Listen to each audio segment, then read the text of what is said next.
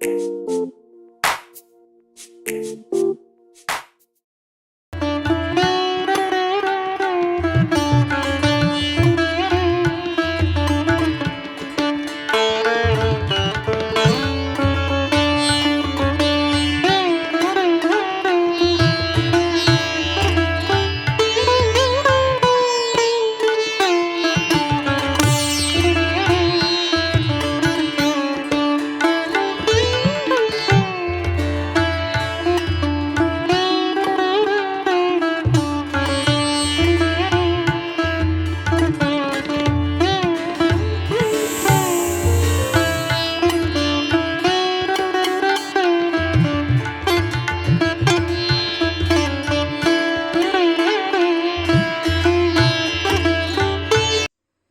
ಮೈ beautiful viewers, good morning ಎಲ್ರಿಗೂ. Welcome back to my beautiful vlog. ಎಲ್ಲರೂ ಹೆಂಗದಿರಿ? ಎಲ್ಲರೂ ಆರಾಮದ್ರಿ ಅಂತೇಳಿ ಭಾವಿಸ್ತಾ ಇವತ್ತಿನ ವ್ಲಾಗ್ ಶುರು ಮಾಡತ್ತೀವಿ.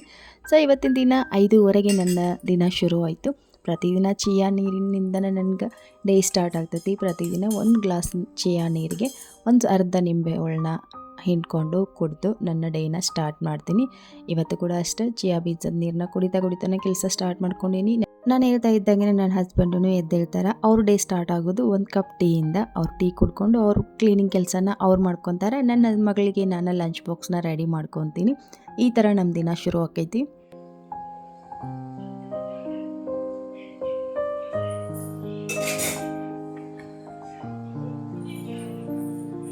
ಇವತ್ತು ನನ್ನ ಮಕ್ಕಳು ಲಂಚ್ ಬಾಕ್ಸ್ಗೆ ಸ್ಪೆಷಲ್ ರೆಸಿಪಿನ ಟ್ರೈ ಮಾಡತ್ತೀನಿ. ಪಾಲಕ್ ಚಪಾತಿ ಆಮೇಲೆ ಆಲೂ ತಡ್ಕನ ಮಾಡ್ಕೋಬೇಕಂತೇಳಿ ಎರಡೂ ಬೇಯಿಸಾಕಿಟ್ಟು ಹೊರಗಡೆ ಕಸ ಗುಡ್ಸಕ್ಕೆ ಬಂದೇನಿ. ಇವಾಗ ಮಾರ್ನಿಂಗ್ ಎದ್ದ ಹೊರಗಡೆ ಸ್ವಲ್ಪ ಕೆಲಸ ಮಾಡೋದ್ರಿಂದ ಬಾಡಿಗೂ ಮೈಂಡ್ಗೂ ತುಂಬಾ ಫ್ರೆಶ್ ಫೀಲ್ ಸಿಗ್ತೈತಿ. ದಿನ ಹೋಲ್ ಪಾಸಿಟಿವ್ ಸ್ಟಾರ್ಟ್ ಆಗ್ತೈತಿ. ಹಂಗೆ ನಮ್ಮ ಕೆಲಸನೂ ಬೇಗ ಆಗ್ತೈತಿ. ಆಮೇಲೆ ಕಾಮ್ ಆಗಿರೋ ವಾತಾವರಣ ಇರೋದ್ರಿಂದ ಮೈಂಡ್ಗೂ ಒಂದು ರೀತಿ ರಿಫ್ರೆಶ್ ಫೀಲ್ ಆಗ್ತೈತಿ. ಸ್ಟ್ರೆಸ್ ಕಡಿಮೆ ಆಗ್ತೈತಿ. ಸೊ ಎಲ್ಲನೂ ಹೊರಗಡೆಯಿಂದ ಎಲ್ಲ ಕಸ ಗುಡಿಸ್ಕೊಂಡು ನೆಲ ಅಷ್ಟು ಒರೆಸಿ ಬಿಡ್ತೇನೆ ಇವಾಗ. ಆಮೇಲೆ 6 ಸ್ಕೂಲಿಗೆ ಹೋದ್ಮೇಲೆ ಆರಾಮಾಗಿ ಕುಂತ್ಕೊಂಡು ಬಾಗಿಲ ಪೂಜೆ ಮಾಡಿ ರಂಗೋಲಿ ಹಾಕ್ತೇನೆ. ಹಂಗೆ ಇವತ್ತಿನ ಈ ವ್ಲಾಗ್ನಾಗ ಒಂದು ವಿಷಯ ಅಂತೂ ನಾನು ನಿಮ್ಮ ಜೊತೆಗೆ ಶೇರ್ ಮಾಡ್ಕೊಳ್ಳಬೇಕು. ಅದೇನಪ್ಪ ಅಂತಂದ್ರೆ, ನಾನು ಮಾಡೋ ಪ್ರತಿ ಕೆಲಸದಲ್ಲೂ ನನ್ನ ಹಸ್ಬೆಂಡ್ ನನಗೆ ತುಂಬಾ ಹೆಲ್ಪ್ ಮಾಡ್ತಾರೆ. ನಾನು ಅಡುಗೆ ಕೆಲಸ ಮುಗಿಸೋ ಅಷ್ಟ್ರಾಗ ಇಡೀ ಮನೆ ಎಲ್ಲನೂ ಕ್ಲೀನ್ ಮಾಡೋದ್ರಿಂದ ಹಿಡಿದು ನನ್ನ ಮಗಳನ್ನ ಸ್ನಾನ ಮಾಡಿಸಿ ರೆಡಿ ಮಾಡೋದು ಕೂಡ ಅವರು. ಮಾರ್ನಿಂಗ್ ಟೈಮ್ ಅವ್ರು ನನಗೆ ಹೆಲ್ಪ್ ಮಾಡದೆ ಹೋದ್ರಂತೂ ನನ್ನ ಕೆಲಸ ಇಷ್ಟು ಸ್ಮೂತಾಗಿ ಮುಗಿಯೋದೇ ಇಲ್ಲ. ಮನೆ ಜವಾಬ್ದಾರಿ ಅಂದ್ರೆ ಒಬ್ಬರದೇ ಅಲ್ಲ ಅಂತೇಳಿ ಅವ್ರು ಅರ್ಥ ಮಾಡ್ಕೊಂಡಾರ. ಸೊ ನಾವು ಇಬ್ಬರೂ ಸೇರಿ ನಿಭಾಯಿಸೋದ್ರಿಂದನೇ ಎಲ್ಲನೂ ಕಾಮಾಗಿ ನಡೀತೈತಿ. ನಿಜ ಹೇಳಬೇಕಂದ್ರೆ ಅವ್ರ ಹೆಲ್ಪ್ ಇಲ್ದಿದ್ರೆ ಇಷ್ಟು ಕಾನ್ಫಿಡೆಂಟಾಗಿ ನಾನು ಇವತ್ತಿನ ದಿನ ಸ್ಟಾರ್ಟ್ ಮಾಡೋಕ್ಕಾಗ್ತಿರ್ಲಿಲ್ಲ. ಮನೆ ಅಂದರೆ ಬರೀ ಗೋಡೆಗಳಲ್ಲ, ಒಬ್ಬರನ್ನೊಬ್ಬರು ಅರ್ಥ ಮಾಡ್ಕೊಂಡು ಸಪೋರ್ಟ್ ಮಾಡ್ಕೊಳ್ಳೋ ಒಂದು ಮನಸ್ಸು ಅಂತಲೇ ಹೇಳ್ಬೋದು. ಇದೆಲ್ಲದಕ್ಕಿಂತ ಹೆಚ್ಚಾಗಿ ಇಡೀ ದಿನ ಹೊರಗಡೆ ಹೋಗಿ ಕೆಲಸ ಮಾಡಿ ನಮ್ಮ ಫ್ಯೂಚರ್ಗಾಗಿ ಹಾರ್ಡ್ ವರ್ಕ್ ಮಾಡೋ ಅಂಥ ಸ್ಪೆಷಲ್ ಪರ್ಸನ್ ಬಗ್ಗೆ ನಾನು ದೊಡ್ಡ ಮಾತನ್ನ ಹೇಳೋಕ್ಕಾಗೋದಿಲ್ಲ. ಆದರೆ ಸಿಂಪಲ್ಲಾಗಿ ಹೇಳಬೇಕಂದ್ರೆ ನಾನಂತೂ ತುಂಬಾ ಲಕ್ಕಿ. ಈ ಥ್ಯಾಂಕ್ಸ್ ಎಲ್ಲ ಹೇಳಿದ್ರೆ ಅದು ಭಾಳ ಸ್ಮಾಲ್ ವರ್ಡ್ ಆಗ್ಬೋದು. ಆದ್ರೆ ನಾನು ನನ್ನ ಮನಸ್ಸಿನಿಂದ ನನ್ನ ಹಸ್ಬೆಂಡ್ಗೆ ಸದಾ ಕೃತಜ್ಞಳಾಗಿರ್ತೀನಿ. ಇಷ್ಟು ಮಾತ್ರ ಹೇಳಕ್ಕೆ ಬಯಸ್ತೀನಿ. ಸೊ ಇವಾಗ ಲಂಚ್ ಬಾಕ್ಸಿಗೆ ನಾನು ಚಪಾತಿಗೆ ಹಿಟ್ಟು ಕಲಸಿಟ್ಕೊಂಡೀನಿ. ಅದಾದಮೇಲೆ ಇವಾಗಿನಲೇ ಆಲೂ ತಡ್ಕ ಮಾಡೋದಕ್ಕೆ ಎಲ್ಲನೂ ರೆಡಿ ಮಾಡ್ಕೊಳತ್ತೀನಿ. ಆವಾಗಲೇ ಮಿಕ್ಸಿ ಜಾರ್ಗೆ ಹಾಕಿದ್ದು ಟೊಮೆಟೊ, ಜೀರಿಗೆ, ಕೊತ್ತಂಬರಿ ಸೊಪ್ಪು ಆಮೇಲೆ ಶುಂಠಿನ ಸ್ವಲ್ಪ ಗ್ರೈಂಡ್ ಮಾಡಿ ಇಟ್ಕೊಂಡಿನಿ. ಇನ್ನಿಲ್ಲಿ ಆಲೂಗಡ್ಡೆ ಬೇಯಿಸಿಟ್ಕೊಂಡಿನಿ.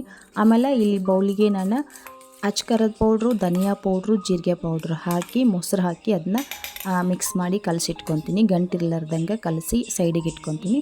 ಇವಾಗಿಲ್ಲಿ ಒಗ್ಗರಣೆಗೆ ರೆಡಿ ಮಾಡ್ಕೊಳತ್ತೀನಿ. ಒಂದು ಪಾತ್ರೆನ ಬಿಸಿಗಿಟ್ಟು ಅದಕ್ಕೆ ಎಣ್ಣೆ ಹಾಕಿ ಜೀರಿಗೆ ಫಸ್ಟ್ ಹಾಕಿ ಜೀರಿಗೆ ಸಿಡಿಯೋಕ್ಕೆ ಸ್ಟಾರ್ಟ್ ಆದಮೇಲೆ ಒಂದು ದೊಡ್ಡ ಸೈಜಿನ ಈರುಳ್ಳಿನ ಸಣ್ಣದಾಗಿ ಕಟ್ ಮಾಡಿ ಹಾಕ್ಕೊಂಡೀನಿ. ಈರುಳ್ಳಿ, ಕರಿಬೇವು ಸೊಪ್ಪು ಆಮೇಲೆ ಹಸಿರು ಮೆಣಸಿನ್ಕಾಯಿ ಇದಿಷ್ಟು ಹಾಕ್ಕೊಂಡು ಸ್ವಲ್ಪ ಉಪ್ಪು ಹಾಕ್ಕೊಂಡು ಚೆನ್ನಾಗಿ ಫ್ರೈ ಮಾಡ್ಕೊಬೇಕು. ಒಂದು ಅರ್ಧ ಫ್ರೈ ಆದಮೇಲೆ ನಾನಿಲ್ಲಿ ಶುಂಠಿ ಬೆಳ್ಳುಳ್ಳಿ ಪೇಸ್ಟ್ ಹಾಕತ್ತೀನಿ.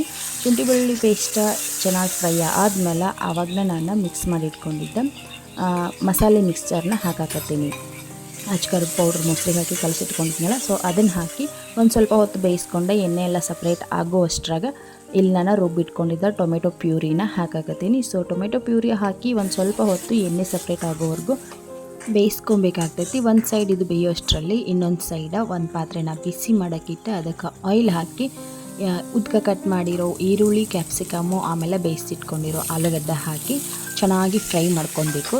ಇದನ್ನು ಫ್ರೈ ಮಾಡ್ಕೋಬೇಕಾದ್ರೂ ಒಳ್ಳೆ ಅರೋಮ ಬರ್ತೈತಿ. ಸೊ ಅಷ್ಟು ಅರೋಮ ಬರೋವರೆಗೂ ಫ್ರೈ ಮಾಡಿಕೊಂಡು ಈ ಕಡೆ ಸೈಡ್ನಾಗ ಗ್ರೇವಿ ಎಲ್ಲನೂ ಚೆನ್ನಾಗಿ ಬೆಂದೈತಿ. ಸೊ ಎಣ್ಣೆ ಎಲ್ಲನೂ ಸಪ್ರೇಟಾಗಿರ್ತೈತಿ. ಸೊ ಇವಾಗ ಏನು ಮಾಡ್ತೀನಿ, ಕ್ಯಾಪ್ಸಿಕಮ್ಮ, ಈರುಳ್ಳಿ, ಆಲೂಗಡ್ಡೆನ ಗ್ರೇವಿಗೆ ಹಾಕಿ ಮಿಕ್ಸ್ ಮಾಡಿಕೊಂಡು ಒಂದು ಸ್ವಲ್ಪ ಗ್ರೇವಿ ಕನ್ಸಿಸ್ಟೆನ್ಸಿ ತೆಳುಬೇಕಾಗ್ತೈತಿ. ಸೊ ಹಂಗಾಗಿ ಒಂದು ಸ್ವಲ್ಪ ನೀರು ಆ್ಯಡ್ ಮಾಡ್ಕೊಂಡು ಚೆನ್ನಾಗಿ ಮಿಕ್ಸ್ ಮಾಡ್ಕೊಂಡು ಲಾಸ್ಟ್ನಾಗ ಕೊತ್ತಂಬರಿ ಸೊಪ್ಪು ಹಾಕಿ ಒಂದು 5 ನಿಮಿಷ ಬೇಯಿಸ್ಕೊಂಡ್ರೆ ನಮ್ಮ ಆಲೂ ತಡ್ಕ ಸಖತ್ತಾಗಿ ಟೇಸ್ಟಿಯಾಗಿ ರೆಡಿ ಆಗ್ತೈತಿ.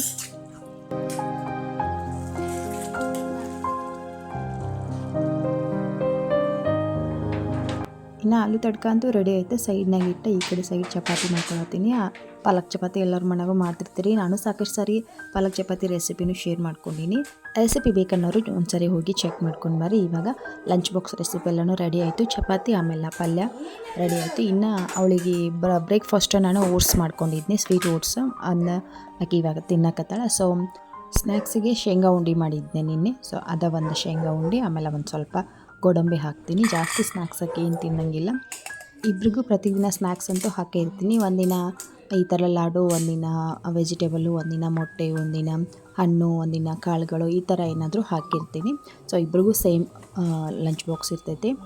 ಅವಳು ಟಿಫನ್ ಮಾಡೋದು, ಬ್ಯಾಗ್ ರೆಡಿ ಮಾಡ್ಕೊಳ್ಳೋದು, ಲಂಚ್ ಬಾಕ್ಸ್ ರೆಡಿ ಮಾಡೋದು, ಬಾಟಲ್ಗೆ ನೀರು ಹಾಕೋದು ಎಲ್ಲ ಕೆಲಸ ಮುಗಿಸ್ಕೊಂಡೇ ಲಾಸ್ಟ್ನಾಗ ತಲೆ ಬಾಚ್ತೀನಿ. ಇನ್ನು ಅವಳಿಗೆ ರಿಬ್ಬನ್ ಒಂದು ಕಡ್ಡಾಯವಾಗಿ ಕಟ್ಕೊಂಡು ಬರಬೇಕು ಅಂತ ಹೇಳಾರಂತ. ಸೊ ಹಂಗಾಗಿ ರಿಬ್ಬನ್ ಹೂವು ಎಲ್ಲ ಮಾಡಿ ಕಟ್ಟಿದ್ದೀನಿ.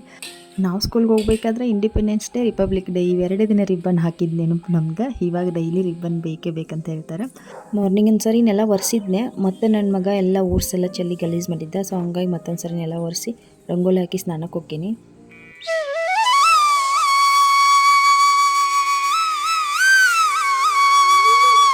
ಸೊ ಇಲ್ಲಿ ನೋಡಕತ್ತಿದ್ದು ಹೂವು ಬಂದುಬಿಟ್ಟು ನಮ್ಗೆ ಬೈಲುಂಗುಲಿಂದ ಬರ್ತಾವೆ. ಪ್ರತಿ ವಾರನೂ ತಂದು ಕೊಡ್ತಾರೆ. ನನ್ನ ಹಸ್ಬೆಂಡ್ ಕೆಲಸ ಮಾಡೋ ಫ್ಯಾಕ್ಟ್ರಿನಾಗ ಅವ್ರ ಕೊಲ್ಲಿಂಗ್ ತಂದು ಕೊಡ್ತಾರೆ. ಸೊ ನೀವು ಕೇಳ್ಬೋದು ಇಲ್ಲಿ ಎಲ್ಲೂ ಸಿಗಲ್ಲಣ್ಣ ಅಂತೇಳಿ. ಸಿಗ್ತಾವ. ವೀಕ್ಲಿ ಒಂದು ಸರಿ ಇಲ್ಲಿ ಮಂಗಳವಾರ ಮಾರ್ಕೆಟ್ ಇರ್ತೈತಿ. ಸೊ ಅಲ್ಲಿ ಹೋದಾಗ ಒಂದು 10-20 ಹೂವು, ಶಾವಂತಿಗೆ ಹೂವು ಮಾತ್ರ ಇರ್ತಾವೆ. ಅದು ಒಂದೇ ಒಂದು ಕಲರ್ ಇರ್ತಾವೆ. ಸೊ ಅಷ್ಟು ಹೂವಕ್ಕನೇ 20 ರೂಪಾಯಿ ಕೇಳ್ತಾರೆ. ಬಟ್ ಇವಾಗ ಇಲ್ಲಿ ನೋಡತ್ತಿದ್ದು ಹೂವು ಇದಕ್ಕೆ 30 ರೂಪೀಸು. ಒಂದು ವಾರ ಆರಾಮಾಗಿ ನಾವು ದೇವರಿಗೆ ಮುಡಿಸ್ಬೋದು. ಅಷ್ಟು ಹೂವು ತಂದು ಕೊಡ್ತಾರೆ. ಜಸ್ಟ್ 30 ರೂಪಾಯಿ ಇಷ್ಟು ಹೂವಾಗ. ಇನ್ನು ಇಲ್ಲಿ ಕಲರ್ಸ್ ಇದಾವೆ. ಶಾವಂತಿಗೆ 2 ಕಲರ್ ಅದಾವೆ, 2-3 ಕಲರ್ ಶಾವಂತಿಗೆ ಅದಾವೆ. ಆಮೇಲೆ ರೋಸ್ ಅದಾವೆ, ಆಮೇಲೆ ಕನಕಾಂಬರ ಅಲ್ವಾ, ಕನಕಾಂಬರ ಅನ್ಸ. ಸೊ ಅವು ಅದಾವೆ. ಇಷ್ಟೆಲ್ಲ ಜಸ್ಟ್ ಬರೀ 30 ರೂಪೀಗೆ ಸಿಗ್ತಾವೆ. ಪ್ರತಿ ವಾರನೂ ತಂದು ಕೊಡ್ತಾರೆ ಅವ್ರು ನಮಗೆ. ನಿನ್ನೆ ತಂದು ಕೊಟ್ಟಿದ್ದು ನನಗೆ ಫ್ರಿಜ್ನಾಗ ಇಟ್ಟಿದ್ದೆ. ಇವಾಗ ಪೂಜೆ ಮಾಡಬೇಕಾದ್ರೆ ಎಲ್ಲನೂ ಸಪ್ರೇಟ್ ಮಾಡಿ ಬೇರೆ ಬೇರೆ ಬಾಕ್ಸಿಗೆ ಹಾಕಿ ಎತ್ತಿಟ್ಕೊಳತ್ತೀನಿ. ಇಷ್ಟು ಇಟ್ಕೊಂಡ್ರೆ ಸಾಕು ನನಗೆ. ಒಂದು ವಾರ ಆರಾಮಾಗಿ ನಾವು ಪೂಜೆ ಮಾಡ್ಕೋಬೋದು. ಸೊ ಥ್ಯಾಂಕ್ಸ್ ಹೇಳ್ತೀನಿ ಈ ವಿಡಿಯೋ ಮುಖಾಂತರ ಅವರಿಗೆ.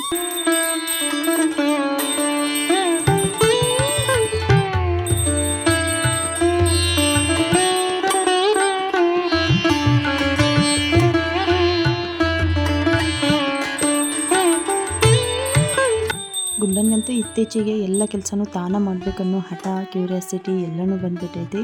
ಪ್ರತಿ ಕೆಲಸನೂ ನಾನು ಕೆಲಸ ಮಾಡ್ತಾ ಇರಲಿ, ಅವರಪ್ಪ ಕೆಲಸ ಮಾಡ್ತಾ ಇರಲಿ, ಯಾವುದೇ ಕೆಲಸ ಮಾಡ್ತಿರ್ಬೇಕಾದ್ರೂ ಮತ್ತೆ ಬಂದು ಕೆಲಸನ ಬಿಡಿಸಿ ತಾನು ಮಾಡೋಕ್ಕೆ ಓಡಾಡ್ತಾನೆ. ಸೊ ಇದೊಂದು ಕ್ಯೂರಿಯಾಸಿಟಿ. ಕೆಲವೊಂದು ಸಾರಿ ಕೋಪ ಬರ್ತೈತಿ, ಕೆಲವೊಂದು ಸಾರಿ ನಗು ಬರ್ತೈತಿ. ಕೆಲವೊಂದು ಸಾರಿ ನಾವು ಸ್ಟ್ರೆಸ್ನಾಗಿರ್ತೀವಿ. ಸೊ ಆ ಟೈಮ್ನಾಗ ಬಂದು ಸ್ವಲ್ಪ ಕಿರಿಕಿರಿ ಅನ್ನಿಸ್ತಿರ್ತೈತಿ. ಆದರೆ ಈ ಥರ ಒಂದು ನಾನೇ ಎಲ್ಲ ಮಾಡಬೇಕು ಅನ್ನೋ ಒಂದು ಛಲ, ಹಠ ನೋಡಿದ್ರೆ ನಾನು ಸ್ವಲ್ಪ ಸಹಿಸ್ಕೊಂಡು ಅವನಿಗೆಲ್ಲ ಕೆಲಸನೂ ಮಾಡೋಕ್ಕೆ ನಾನು ಅಪ್ರಿಷಿಯೇಟ್ ಮಾಡಬೇಕು. ಅವನಿಗೆಲ್ಲ ಕೆಲಸನೂ ಮಾಡೋಕ್ಕೆ ನಾನು ಸಪೋರ್ಟ್ ಮಾಡಬೇಕು ಅಂತ ಅನ್ನಿಸ್ತೈತಿ. ಆ ಥರ ಮಾಡೋದ್ರಿಂದ ಮುಂದೊಂದು ದಿನ ಎಲ್ಲ ಕೆಲಸನೂ ತನ್ನ ಕೆಲಸ ಭಯ ಇಲ್ಲದೆ ಮಾಡ್ಕೊತಾನೆ. ಸೊ ಪೂಜೆ ಮಾಡ್ದೆ ಅವ್ರ ಅಪ್ಪನ ಜೊತೆಗೆ ಸೇರಿಕೊಂಡು ಪೂಜೆ ಮಾಡಿ ಟಿಫನ್ ಮಾಡಿಕೊಂಡು ಅವರು ಹೊರಟ್ರೆ ಆಫೀಸ್ಗೆ ಹೋಗ್ಬೇಕಾದ್ರೆ ಎದುರುಗಡೆ ಕಾಣೋದು ಅವ್ನ ಸ್ಕೂಲ. ಸೊ ಅಲ್ಲಿ ಸ್ಕೂಲಿಗೆ ಬಿಟ್ಟು ಅವ್ರು ಆಫೀಸ್ಗೆ ಹೋಗ್ತಾರೆ ನನ್ನ ಹಸ್ಬೆಂಡ. ಇನ್ನು ಮನೆ ಎಲ್ಲನೂ ಖಾಲಿ ಆಯಿತಾ, ನಾನೊಬ್ಬಳೆ. ಸೊ ಇಷ್ಟೆಲ್ಲ ಗಡಿಬಿಡಿ ಓಡಾಟ ಇದೆಲ್ಲದ್ರ ಮಧ್ಯೆ ಕೌಂಟ್ರ್ ಟಾಪ್ ಅನ್ನೋದು ಗುರ್ತು ಸಿಗದೇ ಇರೋಕೆ ಆಗಿರ್ತೈತಿ. ಸೊ ಅದೆಲ್ಲ ಬಂದು ಕ್ಲೀನ್ ಮಾಡ್ಕೊಂಡು ಇನ್ನು ಗೋಡಂಬಿ ತರಿಸ್ಕೊಂಡಿದ್ದೆ. So ಗೋಡಂಬಿನ fill ಮಾಡತ್ತೀನಿ. ಹಂಗೆ ಚಿಯಾ ಬೀಜನೂ ಖಾಲಿ ಆಗಕ್ಕೆ ಬಂದಿತ್ತು. ಚಿಯಾ ಬೀಜನೂ ತೊಗೊಂಡು ಬಂದಿದ್ರು. ಸೊ ಚಿಯಾ ಬೀಜನೂ ಫಿಲ್ ಮಾಡಿ ಎಲ್ಲ ಬಾಕ್ಸಿಗೆಲ್ಲ ಫಿಲ್ ಮಾಡಿ ಆಮೇಲೆ ಒಂದು ಸಾರಿ ಎಲ್ಲ ಬಾಕ್ಸ್ನು ಕ್ಲೀನಾಗಿ ನೀಟಾಗಿ ಒರೆಸ್ಕೊತೀನಿ. ಆಮೇಲೆ ಕೌಂಟ್ರ್ ಟಾಪ್ ಎಲ್ಲನೂ ಕ್ಲೀನ್ ಮಾಡ್ಕೊತೀನಿ. ಮಧ್ಯಾಹ್ನಕ್ಕಂತೂ ಯಾವ್ದು ರೆಸಿಪಿನೂ ಇಲ್ಲ. ಚಪಾತಿ ಹಿಟ್ಟೈತಿ, ಆಮೇಲೆ ಪಲ್ಯನೂ ಐತಿ. ಒಂದು ಸ್ವಲ್ಪ ಲೈಟಾಗಿ ಅನ್ನ ಮಾಡ್ಕೊಂಡು ಬಿಡ್ತೀನಿ. ನನ್ನ ಹಸ್ಬೆಂಡ್ ಬಂದಮೇಲೆ ಬಿಸಿ ಚಪಾತಿ ಮಾಡಿಕೊಟ್ರೆ ಊಟ ಮಾಡ್ತಾರೆ. ಪಲ್ಯ ಐತಿ.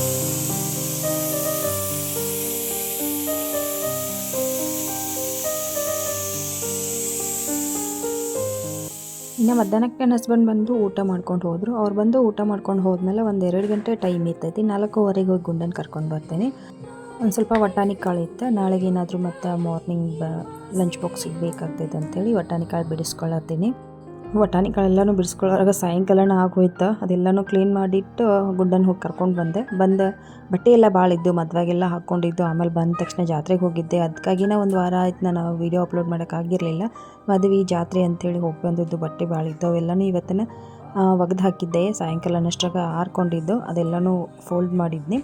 ನನ್ನ ಮಗ ಅಂತೂ ಹೇಳಿದ್ನಲ್ಲ, ಪ್ರತಿಯೊಂದು ಕೆಲಸದಾಗೂ ಇನ್ವಾಲ್ವ್ ಆಗ್ತಾನೆ. ನಾನು ಫೋಲ್ಡ್ ಮಾಡಿಟ್ಟಿದ್ದೆ ಎಲ್ಲ ಬಟ್ಟೆನೂ ತಂದು ಕೊಟ್ಟ.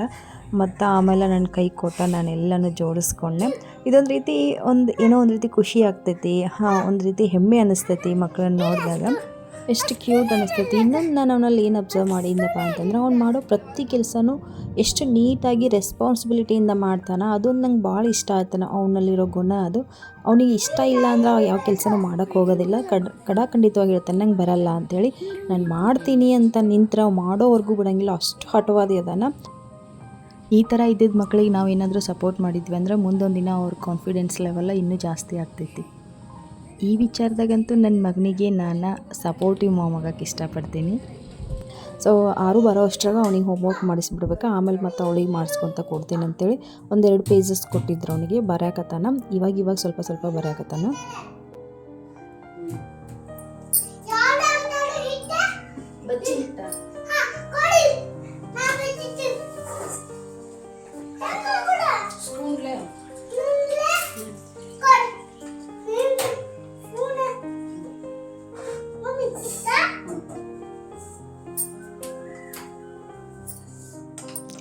ಆರು ಸ್ಕೂಲಿಂದ ಬರೋ ಟೈಮ್ ಆಗೈತಿ. ಹಾಗಾಗಿ ಸ್ವಲ್ಪ ಏನಾದ್ರು ಸ್ನ್ಯಾಕ್ಸ್ ಮಾಡ್ಬೇಕಂತೇಳಿ ಸ್ನ್ಯಾಕ್ಸ್ಗೆ ರೆಡಿ ಮಾಡ್ಕೊಳತ್ತೀನಿ. ಇಲ್ಲಿ ಆಲೂಗಡ್ಡೆ ಸ್ಟಫ್ಡ್ ಬೋಂಡ ಮಾಡತ್ತೀನಿ. ಸೊ ಅದಕ್ಕೆ ಏನು ಸ್ವಲ್ಪ ಕಡಲೆ ಹಿಟ್ಟಿಗೆ ಜೀರಿಗೆ, ಆಮೇಲೆ ಅಚ್ಕರದ ಪೌಡ್ರು, ಸ್ವಲ್ಪ ಧನಿಯಾ ಪೌಡ್ರು, ಆಮೇಲೆ ಒಂದು ಸ್ವಲ್ಪ ಓಂಕಾಳನ್ನ ಕೈಯಿಂದ ಕ್ರಷ್ ಮಾಡಿ ಹಾಕತ್ತೀನಿ. ಓಂಕಾಳು ಹಾಕೋದ್ರಿಂದ ಹೆವಿ ಫೀಲ್ ಆಗಂಗಿಲ್ಲ, ಡೈಜೆಷನ್ಗೆ ಹೆಲ್ಪ್ ಆಗ್ತೈತಿ. ಇನ್ನು ಅದನ್ನ ಅದಕ್ಕೆ ಸ್ವಲ್ಪ ರುಚಿಗೆ ತಕ್ಕಷ್ಟು ಉಪ್ಪು ಹಾಕಿ ಚೆನ್ನಾಗಿ ಮಿಕ್ಸ್ ಮಾಡಿಕೊಂಡು ಸ್ವಲ್ಪ ನೀರು ಹಾಕಿ ಒಂದು ಸ್ವಲ್ಪ ತೆಳು ಕನ್ಸಿಸ್ಟೆನ್ಸಿಯಿಂದ ಕಲಸಿ ಸೈಡಿಗೆ ಇಟ್ಕೊತೀನಿ.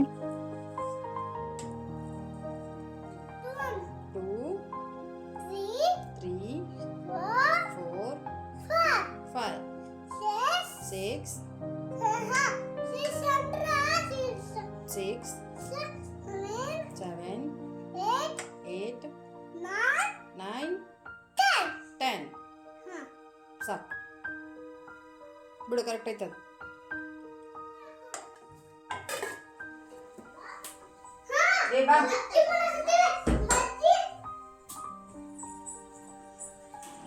ಅರುಣ್ ಸ್ಕೂಲಿಂದ ಬರ್ತಿದ್ದಂಗೆ ನನ್ನ ಮಗ ಬೋಂಡ್ ಬಜ್ಜಿ ಮಾಡಾಕ್ತಾಳೆ ಮಮ್ಮಿ ಅಂತೇಳಿ ಹೇಳಿಬಿಟ್ಟ ಅವಳಿಗೆ. ಅವಳು ಬಜ್ಜಿ ಎಲ್ಲ ತಿನ್ನೋದು ಕಡಿಮೆ, ಬಟ್ ಆಲೂಗಡ್ಡೆ ಹಾಕಿ ಮಾಡೋದ್ರಿಂದ ತಿನ್ಬೋದು ಅಂತ ಅಂದ್ಕೊಂಡಿನಿ. ಇನ್ನು ನೆಕ್ಸ್ಟ್ ಬೋಂಡ ಹಿಟ್ಟು ರೆಡಿ ಕಲಸಿ ಇಟ್ಟಾದ್ಮೇಲೆ ಒಂದು 3 ಆಲೂಗಡ್ಡೆನ ತೊಗೊಂಡು ಅದಕ್ಕೆ ಉಪ್ಪು ಹಾಕಿ ನೀರಾಗಿ ಹಾಕಿ ಇಟ್ಟೇನು ಒಂದು ಸ್ವಲ್ಪ ಹೊತ್ತು ನೆನೆದ್ರೆ ಅದೆಲ್ಲ ಗಲೀಜು ಬಿಟ್ಕೊತೈತೆ ಅದ್ರಾಗಿಂತ. ಸೊ ಅಷ್ಟ್ರಾಗ ನಾನು ಇಲ್ಲಿ ಒಂದು ಸ್ಟಫಿಂಗ್ ರೆಡಿ ಮಾಡ್ಕೊತೀನಿ. ಇಲ್ಲಿ ಸ್ಟಫಿಂಗಿಗೆ ಒಂದು ಮಿಕ್ಸಿ ಜಾರಿಗೆ ಹಸಿರು ಮೆಣಸಿನ್ಕಾಯಿ, ಕೊತ್ತಂಬರಿ ಸೊಪ್ಪು, ಪುದೀನ, ಆಮೇಲೆ ಒಂದು ಸ್ವಲ್ಪ ಉಪ್ಪು, ಶುಂಠಿ, ಆಮೇಲೆ ಜೀರಿಗೆ ಇದಿಷ್ಟು ಹಾಕ್ಕೊಂಡು ಮೇಲ್ಗಡೆ ಸ್ವಲ್ಪ ನಿಂಬೆ ರಸ ಹಾಕ್ಕೊಂಡು ಅದನ್ನು ಫೈನಾಗಿ ಪೇಸ್ಟ್ ಮಾಡಿ ತೊಗೊತೀನಿ. ನೆಕ್ಸ್ಟ್ ಇಲ್ಲಿ ಆಲೂಗಡ್ಡೆ ಎಲ್ಲನೂ ನೆಂದಾವ, ಅದನ್ನು ಚೆನ್ನಾಗಿ ಕೈಯಿಂದ ತಿಕ್ಕಿ ಕ್ಲೀನ್ ಮಾಡ್ಕೊಬೇಕು. ಸೊ ಕ್ಲೀನ್ ಮಾಡ್ಕೊಂಡಾದ್ಮೇಲೆ ಆಲೂಗಡ್ಡೆನ ಒಂದೊಂದಾಗಿ ಈ ರೀತಿ ಕಟ್ ಮಾಡ್ಕೊಬೇಕು. ಯಾವ ರೀತಿಪ್ಪ ಅಂತಂದ್ರೆ ಒಂದು ಆಲೂಗಡ್ಡೆಯಲ್ಲಿ 2 ಪೀಸಾಗಿ ಮಾಡ್ಕೊಬೇಕು. ಇವಾಗ ನಾನು ತೋರ್ಸತ್ತೀನಲ್ಲ, ಸೊ ಈ ಥರ ಸ್ಟಫಿಂಗ್ ಒಳಗಡೆ ಹಾಕಬೇಕಲ್ಲ, ಸೊ ಹಾಗಾಗಿ ಈ ಥರ ಕಟ್ ಮಾಡಿ ಎಲ್ಲ ಆಲೂಗಡ್ಡೆ ಪೀಸಸ್ನು ರೆಡಿ ಮಾಡಿ ಇಟ್ಕೊತೀನಿ. ಈ ಸ್ನ್ಯಾಕ್ಸ್ ರೆಸಿಪಿ ತುಂಬಾ ಈಸಿಯಾಗಿ ಮಾಡ್ಬೋದು, ಆಮೇಲೆ ತುಂಬಾ ಟೇಸ್ಟಿಯಾಗಿರ್ತೈತಿ. ನಾವು ಉಪ್ಪು ಖಾರನ ಸ್ವಲ್ಪ ಬ್ಯಾಲೆನ್ಸಿಂಗ್ ಆಗಿ ಕಡಿಮೆ ಪ್ರಮಾಣದಾಗ ಹಾಕಿರೋ ಮಕ್ಕಳಂತೂ ತುಂಬಾ ಇಷ್ಟಪಟ್ಟು ತಿಂತಾರೆ. ಸೊ ನಾವು ಆವಾಗ ರೆಡಿ ಮಾಡಿ ಇಟ್ಕೊಂಡಿರೋ ಸ್ಟಫಿಂಗ್ನ ಈ ಥರ ಆಲೂಗಡ್ಡೆ ಮಧ್ಯದಾಗ ಹಾಕಿ ಎಲ್ಲ ಆಲೂಗಡ್ಡೆ ಪೀಸಸ್ನು ಆ ಥರ ಸ್ಟಫ್ ಮಾಡಿ ಇಟ್ಕೊಂಡು ಕೊನೆಯದಾಗಿ ನಾವು ಆವಾಗಲೇ ಬೋಂಡ ಹಿಟ್ಟು ಕಲಸಿಟ್ಕೊಂಡಿದ್ದೀವಲ್ಲ, ಸೊ ಆ ಬೋಂಡ ಹಿಟ್ಟಿನಾಗ ಎದ್ದಿ ನಾವು ಅದನ್ನು ಎಣ್ಣೆ ಒಳಗೆ ಹಾಕಿ ಫ್ರೈ ಮಾಡ್ಕೊಬೇಕು. ಡೀಪ್ ಫ್ರೈ ಮಾಡ್ಕೊಂಡ್ರೆ ಸಖತ್ ಟೇಸ್ಟಿಯಾಗಿರುವಂಥ ಆಲೂಗಡ್ಡೆ ಸ್ಟಫಿಂಗ್ ಬೋಂಡ ರೆಡಿ ಆಗ್ತೈತಿ. ಸಖತ್ ಟೇಸ್ಟಿಯಾಗಿರ್ತೈತಿ. ಮಕ್ಕಳಂತೂ ತುಂಬಾ ಇಷ್ಟಪಟ್ಟು ತಿಂತಾರೆ. ಆ ಮಸಾಲೆ ಸ್ಟಫಿಂಗ್ ಏನು ಹಾಕಿರ್ತೀವಲ್ಲ, ಸೊ ಅದ್ರ ಅರೋಮನ ಒಂದು ರೀತಿ ಹುಳಿ ಖಾರ ಒಂದು ರೀತಿ ಸಖತ್ ಟೇಸ್ಟಿಯಾಗಿ ಚೆನ್ನಾಗಿ ಬಾಯಾಗೆಲ್ಲ ಬರ್ತಿರ್ತೈತಿ. ಸೊ ನೀವು ಒಂದ್ಸರಿ ಮನ್ಯಾಗ ಟ್ರೈ ಮಾಡಿರಿ. ದೊಡ್ಡವರು ಅಷ್ಟೇ ಬಾಯಿ ಚಪ್ಪಿಸ್ಕೊಂಡು ತಿಂತಾರ, ಅಷ್ಟು ಚೆನ್ನಾಗಿರ್ತೈತಿ. ಸಖತ್ ಟೇಸ್ಟಿಯಾಗಿರೋ ಅಂತ ಸ್ಟಫಿಂಗ್ ಬೋಂಡ. ಮೇಲ್ಗಡೆ ನೋಡೋಕೆ ಈ ಥರ ಇದ್ರು, ಒಳಗಡೆ ಅಂತೂ ತಿಂತಾಯಿದ್ರು. ಮೇಲ್ಗಡೆ ಕ್ರಿಸ್ಪಿ ಒಳಗಡೆ ಸಾಫ್ಟು, ಆಮೇಲೆ ಮಸಾಲೆ ಅರೋಮಾ ಸಖತ್ ಟೇಸ್ಟಿಯಾಗಿರ್ತೈತಿ. ಖಂಡಿತ ನೀವು ಇದನ್ನು ಟ್ರೈ ಮಾಡಲೇಬೇಕು, ಖಂಡಿತ ನೀವು ಇಷ್ಟಪಡ್ತೀರಿ. ನಿಮ್ಮ ಮನೆಗೆ ಯಾವ ಥರ ಬಂತು ಅಂತೇಳಿ ನನಗೆ ಕಾಮೆಂಟ್ ಬಾಕ್ಸ್ನಾಗ ಖಂಡಿತ ತಿಳಿಸ್ರಿ.